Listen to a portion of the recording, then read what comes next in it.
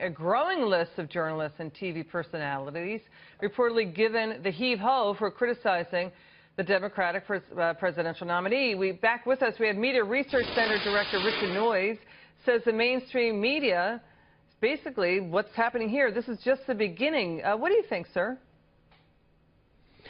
Well, I think given what happened on Sunday, it's the journalists who were dismissing all these things as conspiracy theories and nonsense that should be fired, not the ones that were trying to dig into the Hillary Clinton health story. I mean, it turns out there's really a there there. This is not just, internet gossip, but something more real. And it was out there for months for people to see. These coughing episodes are not something from the last few days. She's got this history of concussion and blood clots and deep vein thrombosis. You know, it's not that irresponsible to ask questions about it. Now, I don't think you should speculate and go all the way to diagnosis, but, the journalists who were following Hillary from day to day and outside writers should have been asking questions and trying to put this on the radar screen. And I would point out there's a double standard with the Huffington Post. Last month, they picked up an article from a lawyer, not a psychologist, that was trying to diagnose Donald Trump with some kind of personality disorder. Well, that article is still up there on their website. It's okay to diagnose Donald Trump from afar, but apparently you lose your job if you do the same thing with Hillary Clinton. Yeah, the Clinton campaign, their answer is there's nothing here, stop picking on us, move along, right, Rich? And right. Now, the Hillary Clinton, the campaign, the press, it seems when you watch it, that they got along pretty well. Listen to this stop. I just want you to take a listen.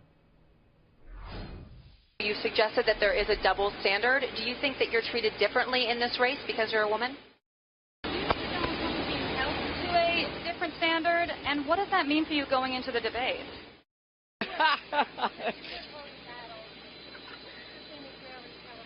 I love you, Andrea. You are indefatigable. You're my kind of woman. I'll tell you what. Look at this. Okay.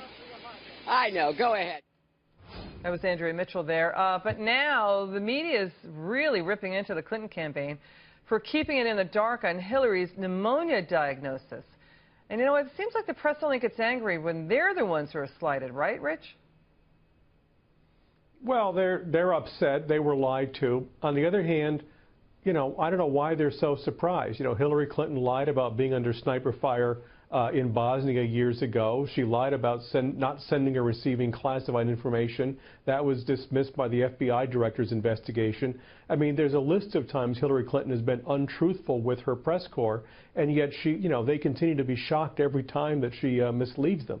This is something where, they look like fools because they were joining her spin patrol right. in dismissing all these questions about her health, and now those questions have become something that is obvious and can't be dismissed, right. And they realized they weren't doing their job in the last few weeks. Rich, quick 5 or 10 seconds, the deplorables remark made not just once, but now 2 different outlets, really, really offensive to Trump supporters. What do you make of it?